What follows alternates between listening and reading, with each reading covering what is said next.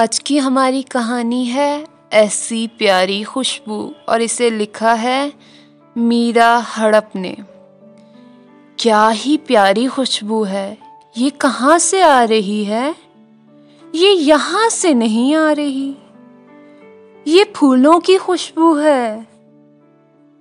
यहाँ से नहीं, ये तो गाय के गोबर की बदबू है। ओहो, ये सरान मेरे गंदे मोजे से आ रही है। ये मजेदार खुशबू गर्म गर्म लोची आलू की है। आहा, ये प्यारी खुशबू यहाँ से आ रही है, इस मिठाइयों की नई दुकान से। मिठाई की ये खुशबू इस ताज़ा गुलाब जामुन से आ रही है। प्यारे दोस्तों, क्या आप जानते हैं कि हमारी नाक के अंदर लाखों खुलिये होते हैं। ये खुलिये हमें चीज़ों को सूंघने में मदद करते हैं। ये हमें ये बताने में मदद करते हैं कि ये महक अच्छी है या बुरी। यही महक चीज़ों के जायका का अंदाज़ा लगाने में हमारी मदद करती है। कुछ चीज़ों की महक से हम अंदाज़ा लगा लेते हैं कि हम उससे कितनी दूरी पर हैं।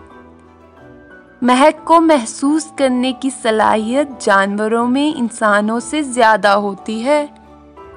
क्या आपने कभी ये ध्यान नहीं दिया कि मच्छर हमें सूंघ लेते हैं चाहे हम कहीं भी हों?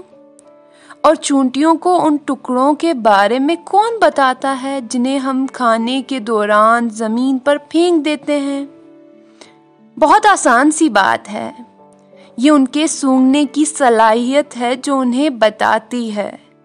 इस बात को सब जानते हैं कि कुत्तों के पास बहुत तेज नाक होती है जिससे वो लुटेरों और बमों को तलाश करने में हमारी मदद करते हैं। तो क्या आप जानते हैं कि हम किसी खूबसूरत बागीचे के पास से गुजरते हुए गहरी सांस क्यों लेते हैं? और जब हम कूड़े के ढेर के पास से गुजरते हैं तो अपनी नाक क्यों ढक लेते हैं? क्योंकि कुछ है जो हमें ऐसा करने के लिए कहता है। वही तो है जिसे सूंघने की हिस्स कहा जाता है।